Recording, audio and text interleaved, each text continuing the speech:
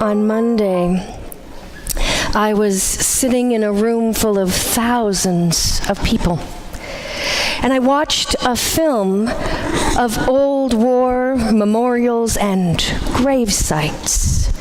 And the Bob Dylan song, "God on Our Side," played just like we heard it today.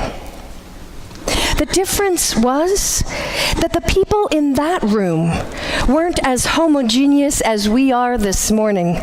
There, in that room, sitting side by side, were Germans and British, Jews and Arabs, Ukrainians and Russians, Irish Catholics and Protestants, Rohingya Muslims and Buddhists, all together watching that presentation. We were there, close to 10,000 of us, representing over 200 unique spiritual traditions from over 80 countries, to take part in the Parliament of World Religions being hosted in Toronto. God on whose side? Was the question we were left as the lights came up, and we looked to our neighbor whose our ancestors had once called enemies. Bob Dylan asked, did Jesus Iscariot have God on his side? Could it be that the enemies of the Israelites, immortalized in Psalm 124, also had God on their side? If we wish to see the face of God, whose side? Whose side do we stand on? With the last chord of God on Our Side still ringing throughout the Parliament, the lights came up on the stage, this massive stage where a tall Middle Eastern obstetrician by the name of Izzeldin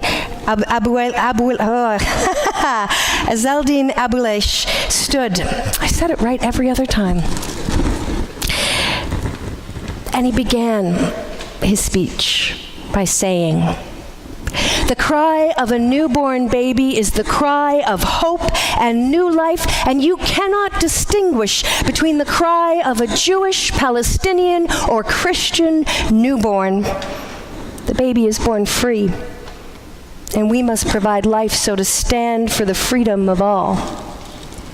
And there is this power in Izzeldin's voice, the kind that I imagine comes only from the raw experiences of war. When Izzeldin was a child, he moved with his family to a Muslim refugee camp in Gaza when his family farm was taken by the Israelis and turned into Ariel Sharon's personal ranch. Over 60 years he lived in Gaza, and he watched as the tents there got turned into permanent apartment blocks. He lived through 4 wars, 2 intifadas, and the ever-increasing checkpoints into Israel that brought daily humiliation. Over his lifetime, he also experienced the kindness of everyday Jews, like the Separdis family, who employed him as a teenager and treated him like a son. His career led him to be one of the few Palestinian doctors working in the Israeli hospitals. Indeed, Izzeldin says that his philosophy of peace comes from his practice of medicine, because he has seen firsthand He's seen how firsthand that medicine has the power to transcend the political and the cultural borders by focusing on the human need to end disease and suffering. And he's practiced this philosophy his whole life, even sending his children to the Creativity for Peace camp that is in New Mexico, and it's run by Israelis and Palestinians together. At 14 years of age, his daughter, Basan, returned from the peace camp saying, "I learned how similar we are. To meet violence with violence doesn't solve any problems," she said. And then she said words that would haunt and inspire her father long after she was gone. She told him that everything starts small and becomes big. take action on what you believe is possible, and do not underestimate the size of it, because everything starts small. And when he founded the Daughters of Life Foundation, dedicated to his murdered children, no doubt he remembered her words. January 16th, 2009. 6 years after Basan participated with the Israelis in the peace camp, she was sitting in a bedroom with her 2 sisters and a cousin when an Israeli shell blasted through the walls and killed them. The blast also injured and disabled several of Izzeldin's other children. His cries for help that day were recorded, and they became the voice of suffering on the news stations across the globe. People expected him to hate. People expected him to renounce the friendships that he had with the people that had murdered his children. But he could not. In his book, I Shall Not Hate, Izzeldin Abuelaish explains that there will come a day. There will come a day when he will see his daughters again, and they will ask, "Daddy, what did you do for us?" And he must answer, You, my beautiful daughters, were the last sacrifice on the road to peace. Never again. Never again is the cry of all those who've lived through the terror of war, and it is a cry that we who have not seen the horrors must never tune out. 100 years since the end of World War I, 70 years since we turned the Jews on the St. Louis in World War II away, and I fear we are beginning to forget. In my lifetime, I cannot remember a period when we were more divided. Whites versus blacks, Christians versus Muslims, wealthy versus poor. We have a president to the south of us who referred to immigrant families as animals. The recent U.S. midterm election has been coined a referendum on white nationalism. A week ago, 11 people lost their lives in the Tree of Life synagogue because they were Jewish. 6 months ago, 10 people lost their lives on Yonge Street to a misogynist.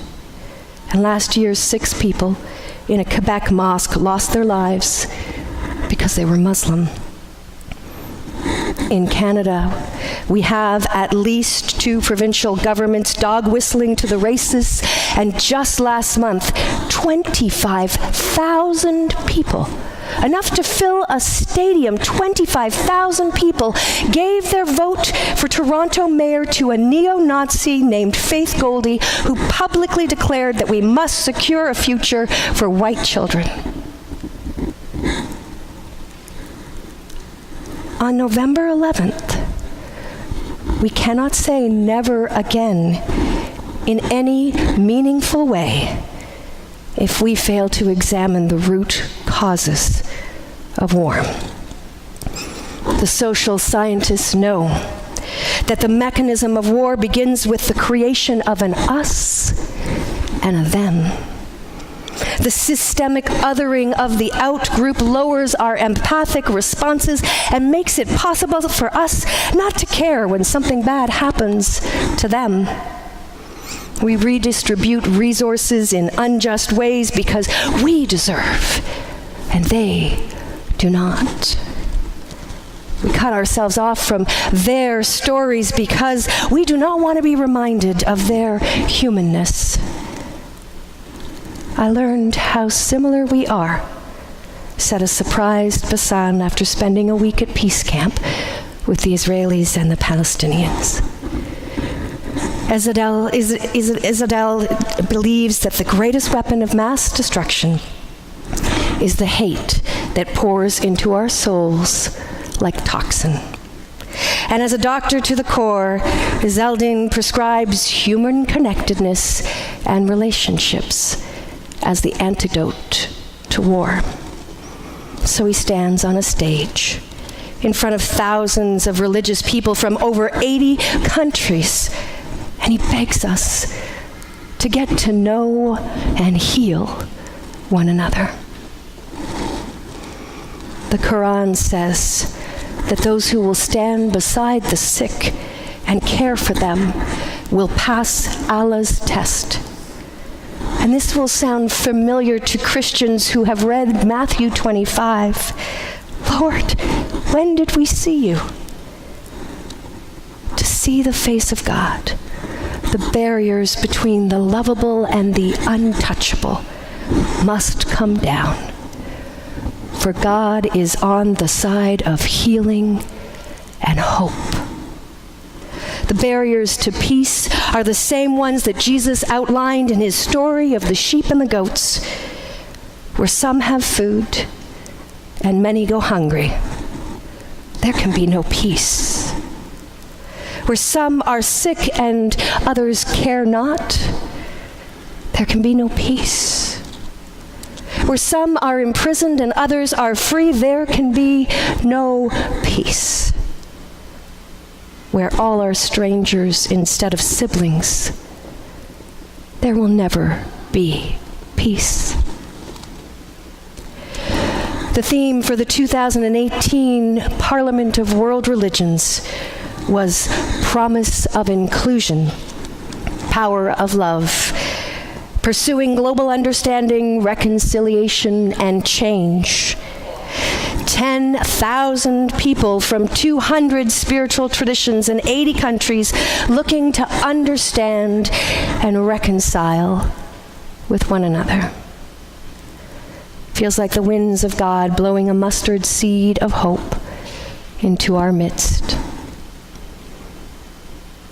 Everything starts small and becomes big, Basan told her dad.